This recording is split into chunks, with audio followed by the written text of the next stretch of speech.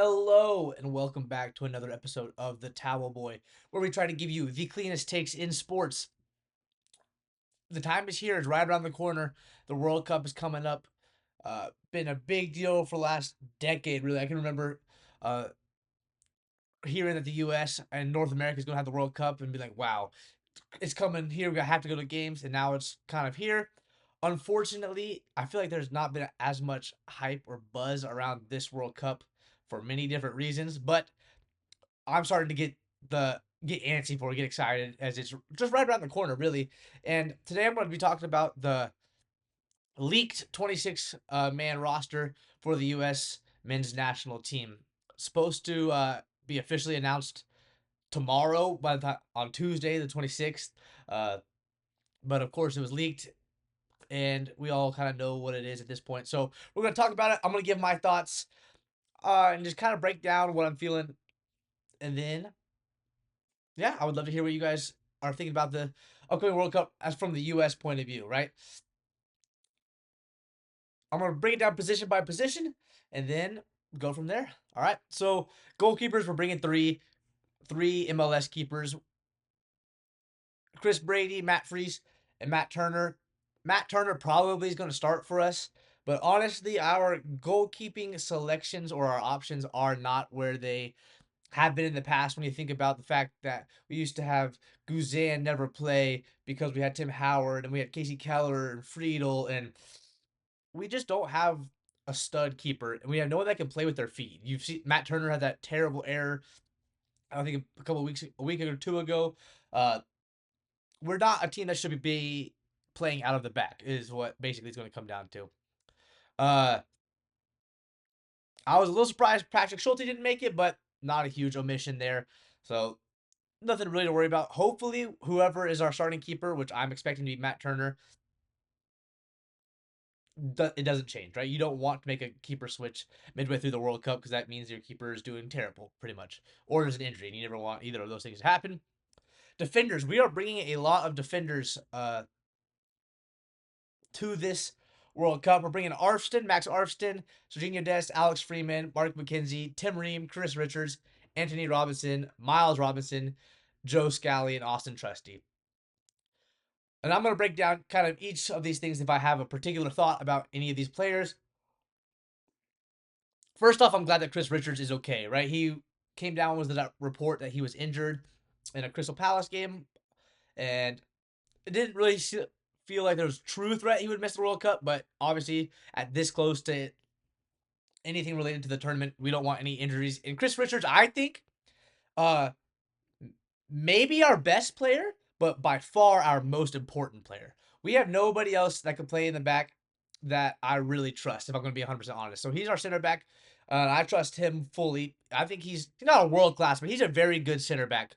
You can put him on any national team and he'll be on the radar at least, right? Maybe he doesn't start for every single nation, but I think he makes the roster for pretty much every team, and I think he's a very, very capable starter for the World Cup. Very good center back. We need Chris Richards, but then I get worried about. I don't really trust any other center back. Tim Ream, very appreciative for what he's done, the player he is, but I can appreciate the player that he was and be honest about the player that he is.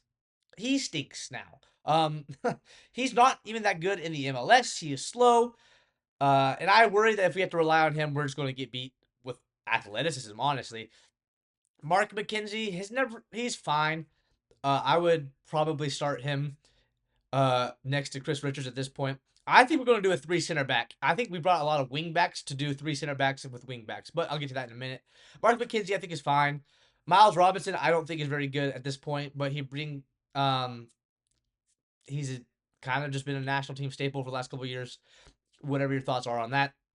Austin Trusty, honestly, I've never seen enough to be super impressed by him, but also haven't seen enough to be like, uh, that he's bad. So he's there, whatever. I'm glad that Joe Scally is here. I think Scally is a very solid player. Had a really good season in the Bundesliga. I don't remember the exact stat, but it was something like he reached a certain milestone of appearances in the Bundesliga quicker than any American. So that's pretty cool.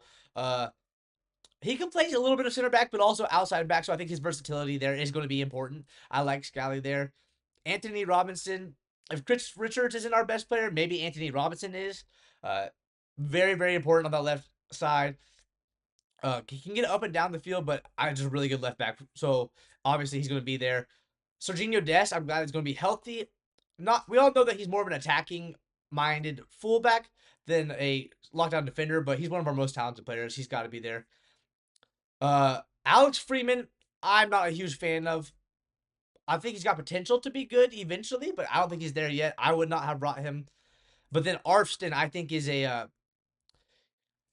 if you want him to defend, not the option that you want, right? But I think he is a good attack-minded fullback. I think he does offer a lot in the attacking buildup, and I think that uh, he kind of shows me that him and Alex Freeman and McKenzie and Scally and all these people, I think Poach is planning on playing a three center back with attacking fullbacks. I think it's going to be Ream, Richards, and probably McKenzie in the center back positions with some sort of version of Robinson, Dest, maybe Weah even playing at the wing back on the right hand side, right? So I think that's kind of what we're doing.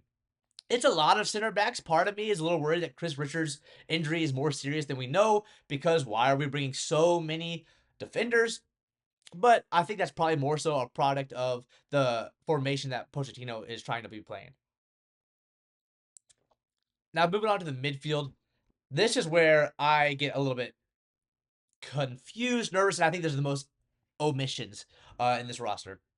Tyler Adams is coming, and I saw this great report. I apologize, I don't remember who wrote it, talking about how Tyler Adams has really become one of the better pure defensive midfielders in the Premier League.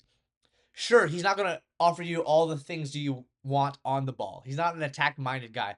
But when it comes to being that pure scrapper who's going to cover your midfield to be that last line of defense before your defense, there's not a lot of people better than Tyler Adams. And he brings that to the U.S. men's national team as well. I expect him to start every game. Sebastian Berhalter is here. To me, this is a whatever selection. Uh, People are going to hate on it. You know, on Twitter or stuff, you see the MLS versus Euro snobs or whatever. Berhalter is a guy that I think is fine. If he sees the field a lot, I think we're screwed. He can come on and be fine. I don't think he's great. I don't necessarily think he's been that good consistently for the U.S., but he does offer some things to where I don't think he's going to be a liability. You have Weston McKennie, who has, throughout the club season, he has probably been the best American player abroad. Maybe our most talented player. I think he's going to be able to be playing in that pure 8 role where he can get up and down, play in the attack a little bit more. Weston McKennie is one of our best players, and we all kind of know this.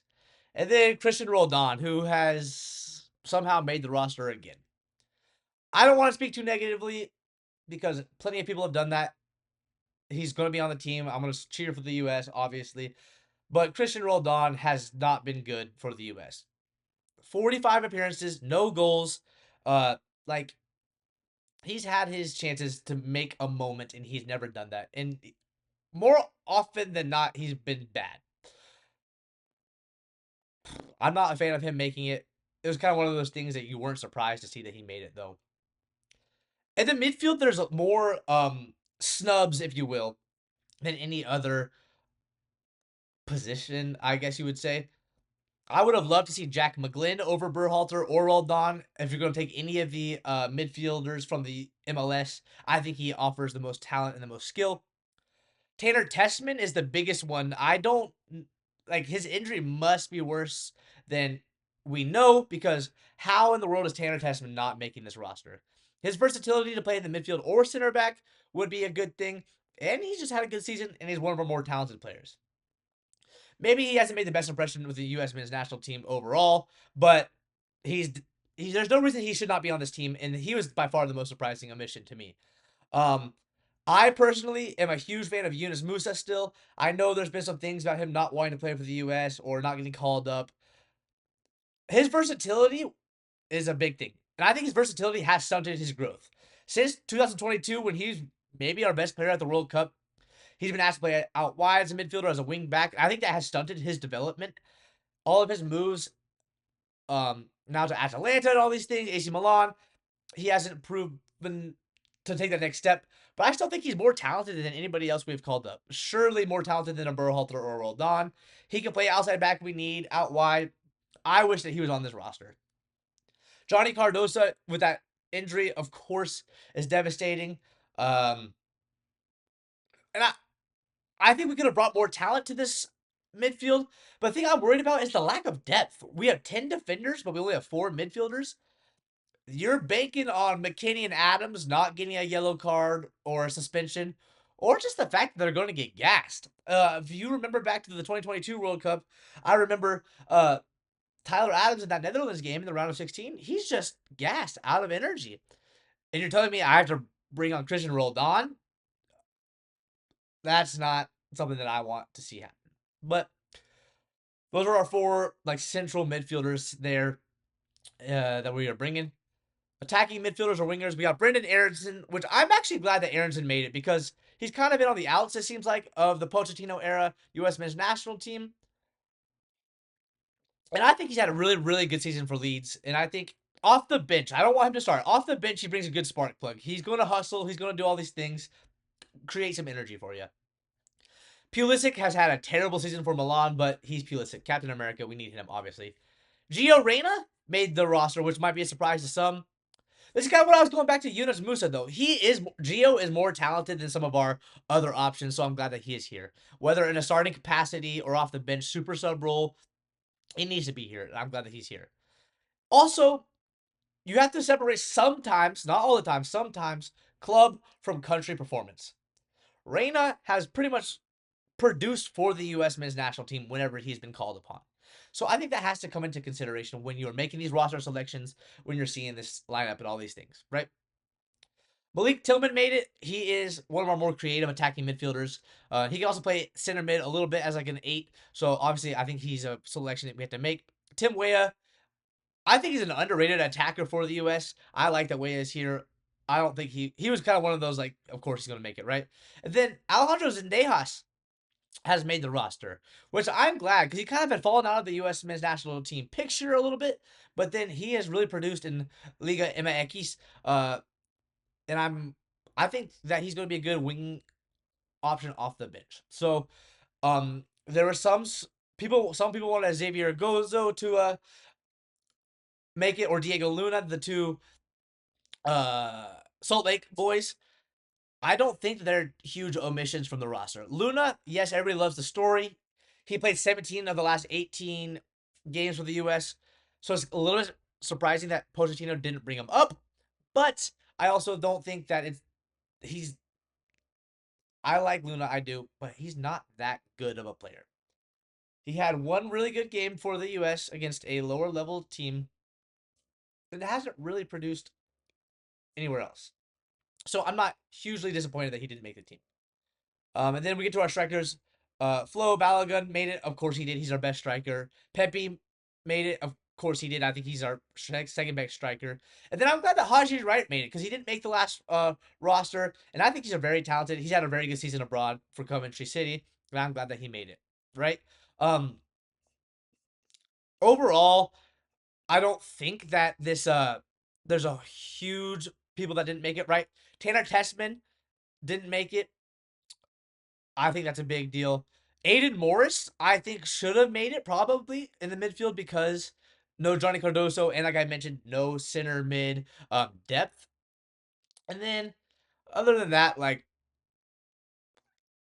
no nothing crazy, right? I don't think this is the most talented roster in the World Cup. Do I think it's the worst? No. I think we have lack of depth in the midfield, maybe too much depth in the defense, but uh that's how it goes, right? I kind of expect us to do some sort of 5 in the back uh lineup here. So my projected lineup for the US men's national team, Matt Turner in goal. Then I expect Anthony Robinson on the left wing back position, Serginho Dest the right wing back position, and then you're gonna have Chris Richards, Tim Ream, and I'm gonna go Mark McKenzie there in the center back, right? So there's that lineup right there. Then you got Adams and McKinney in the midfield as the kind of Adams is going to sit right in front of the center backs, and then I think McKinney's going to have more freedom to kind of get up and down, right? And then we're gonna have probably. I would like to go with Pulisic and Weah, probably kind of sitting right there, not quite wide, but having that freedom to roam and above Adams and McKinney with Balogun up top. That's what I predict. You can maybe have Tillman there, maybe put Weah out wide for Dest at the wingback position, whatever you want. But that's what I kind of predict our lineup to look like.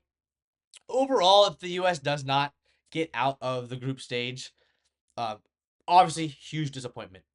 In all honesty, they should win the group, but they have to just at least get out. There you go. Those are my thoughts on the U.S. men's national team World Cup roster. Please comment below who you think got snubbed, who you think deserves to be in. What is your predicted starting 11 for the U.S. men's national team at this World Cup? And what are your expectations for this U.S. men's national team moving forward? It's been great talking ball with you guys. Please comment below. And until next time, have a good one.